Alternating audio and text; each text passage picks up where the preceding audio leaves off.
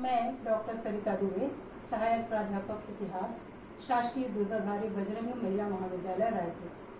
नमस्कार बच्चों, आओ आज हम पढ़ते हैं बीए द्वितीय वर्ष के द्वितीय प्रश्न पत्र में प्रथम इकाई का प्रथम अध्याय फ्रांस की राज्य क्रांति और आतंक का शासन। फ्रांस की राज्य क्रांति 1789 में हुई थी, जो विश्व इतिहास की सर्वाधिक महत्वपूर्ण घटना मानी जाती है। इस क्रांति के समय फ्रांस में लुई 16वां राजा था।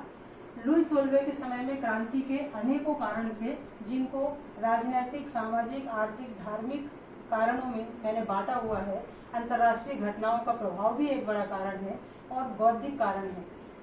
राजनीतिक कारण में वुरवा राजवंश फ्रांस में 16वीं शताब्दी में सत्तारूढ़ हुआ था, जिसने 200 सालों तक शासन किया। उसमें लुई 14वें, लुई 15वें और लुई 16वें, ये 3 शासक हैं जिनको हम फ्रांस की क्रांति के लिए ज्यादा जिम्मेदार मान सकते हैं। इन राजाओं की निरंकुशता, स्वेच्छाचारिता, अत्याचार के खिलाफ फ्रांस में असंतोष दिनों दिन बढ़ने लगा था। करों में असमानता थी, कानून नाम की कोई चीज नहीं थी। हर तरह से राजनीतिक वातावरण बिखरा हुआ था और जनता इसके खिलाफ क्रांति के लिए धीरे धीरे अग्रसर होने की ओर बढ़ रही थी। तो पहला कारण राजनीतिक है।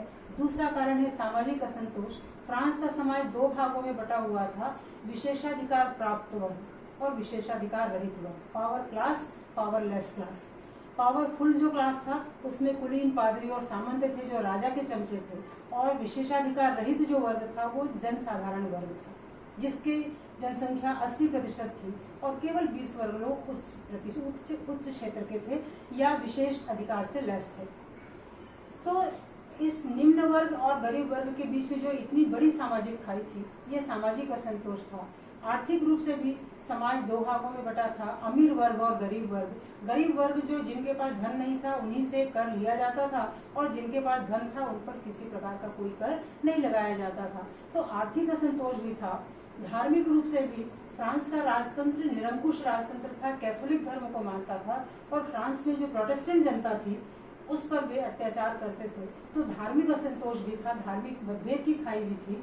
अंतर्राष्ट्रीय घटना के रूप में अमेरिका में जो स्वाधीनता संग्राम हुआ था, उस स्वाधीनता संग्राम को फ्रांस ने इंग्लैंड के खिलाफ सैन्य सहायता दी थी, जिससे अमेरिका स्वतंत्र देश बना था। और वहां से जब फ्रांसीसी सेना फ्रांस आई तो उसको ये लगा कि हम दूसरे देश की आज़ादी के लिए काम कर सकते हैं, तो अपने देश में अपने निरंकुश राजतंत्र के खिलाफ आज़ादी का प्रयास क्यों नहीं कर सकते।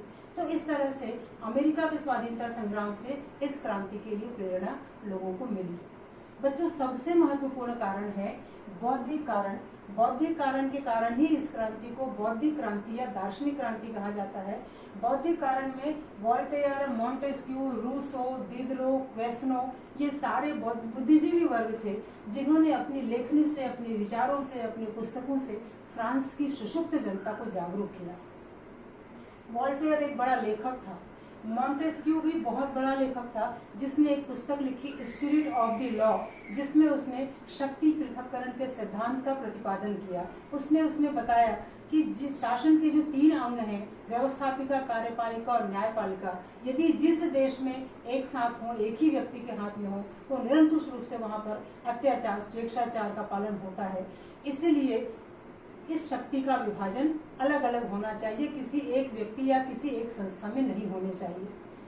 इसी तरह से रूसो, जीन जैकलिन रूसो बहुत बड़ा दार्शनिक था। इसने एक सोशल कॉन्ट्रैक्ट नामक पुस्तक लिखी, सामाजिक समझौते का सिद्धांत, और उसमें उसने बताया कि राजा ईश्वर का भेजा हुआ प्रतिनिधि नहीं, बल्कि राजा को जनता ने अपने ऊपर शासन के लिए बनाया है।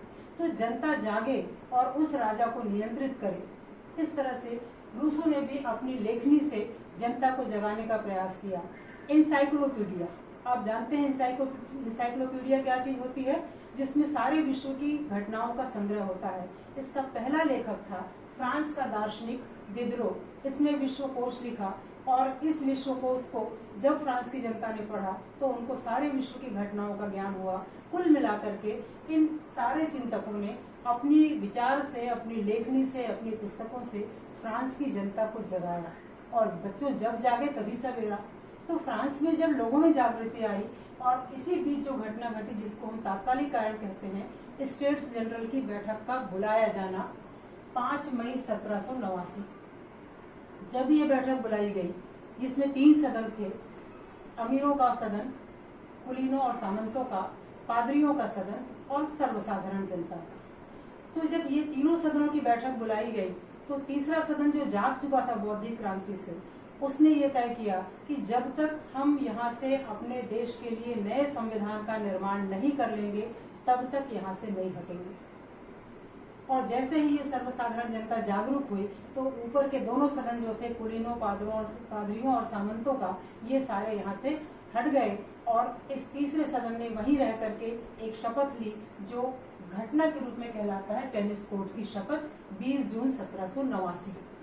इसी तरह से दूसरी जो घटना है क्रांति की, वो है क्रांतिकारियों के द्वारा राजा के शस्त्रागार बेस्तिल के दुर्ग को घेर लेना और वहां से राजा के सैन्य शस्त्रों के भंडार को लूट लेना। इन दोनों घटनाओं से फ्रांस में क्रांति की शुरुआत हुई। पूरा पेरिस जो फ्रांस की राजधानी थी वो क्रांतिकारियों के हाथों में आ गया और क्रांति यहाँ से आरंभ हो गई। क्रांति के परिणामों को हम देखें तो परिणामों में एक बड़ा परिणाम था निरंकुश राजशाही का अंत। जो निरंकुश राजशाही लंबे समय से चल रही थी उसका इस क्रांति से अंत हो गया। बूरवा राजवंश जो लगभग 200 सालों से शासन में था वो भी सत्ता से हटा दिया गया और लुई सोल्वे को गिरफ्तार कर लिया गया।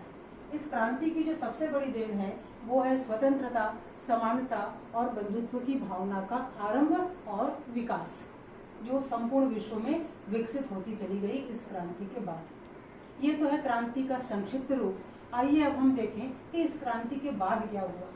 क्रांति हो गई, राजतंत्र को हटा दिया गया, तो देश का शासन जो है वो एक संस्था के द्वारा संचालित हुआ जो कहलाती है राष्ट्रीय सभा या संविधान सभा, या हम इसको नेशनल असेंबली भी कह सकते हैं।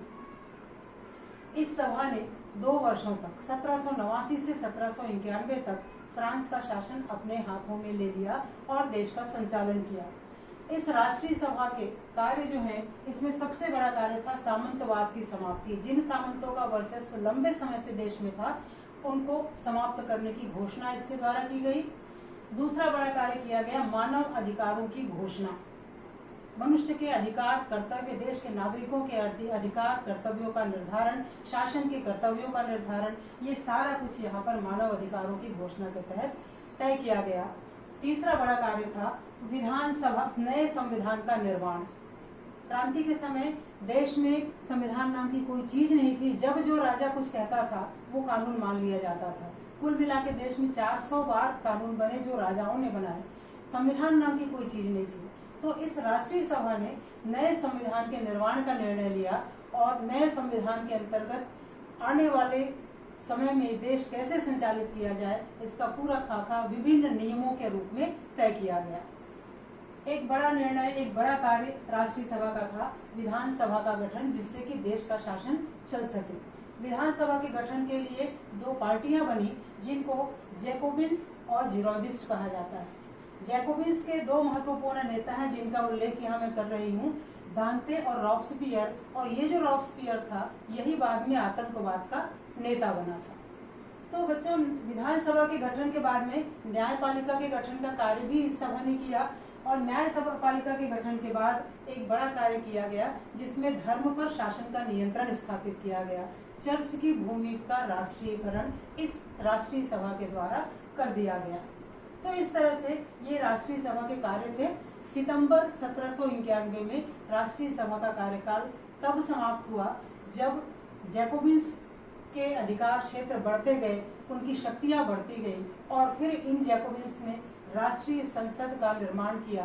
राष्ट्रीय सभा भंग हो गई और राष्ट्रीय सभा का गठन किया गया 1792 में। 1792 से 1795 तक राष्ट्रीय सभा या नेशनल असेंबली ने देश का शासन संचालित किया। नेशनल कन्वेंशन या राष्ट्रीय सम्मेलन ने 3 वर्ष तक शासन किया। इस दौरान उसने देश के अंदर और देश के बाहर अर्थात गृह नीति के क्षेत्र में और विदेश नीति के क्षेत्र में भी महत्वपूर्ण कार्य किए। गृह नीति के क्षेत्र में या कहिए देश के अंतर्गत फ्रांस में राजतंत्र की समाप्ति की विधिवत घोषणा नेशनल कन्वेंशन ने की। गणतंत्री शासन की स्थापना की घोषणा की गई। सफल विदेश नीति के संचालन का प्रयास राष्ट्रीय सम्मेलन ने किया और फ्रांस के आसपास के सारे देशों के साथ उन्होंने संघर्ष किया, लड़ाई की और उस लड़ाई में उन्होंने सफलता प्राप्त करने की कोशिश की। इसी बीच रॉब्सपियर ने आतंक के शासन की स्थापना की 1792 में। आतंक के शासन के संचालन के लिए 2 समितियां गठित की गई, जो पहली समिति है सार्वजनिक सुरक्षा समिति, दूसरा है क्रांतिकारी न्यायालय। सार्वजनिक सुरक्षा समिति के द्वारा देश का शासन संचालित करने का प्रयास किया गया और शासन का विरोध करने वालों को दंडित करने के लिए क्रांतिकारी न्यायालय की स्थापना की गई। इस तरह से ये 2 समितियां बनी और इनके द्वारा फ्रांस में आतंक का शासन संचालित हुआ।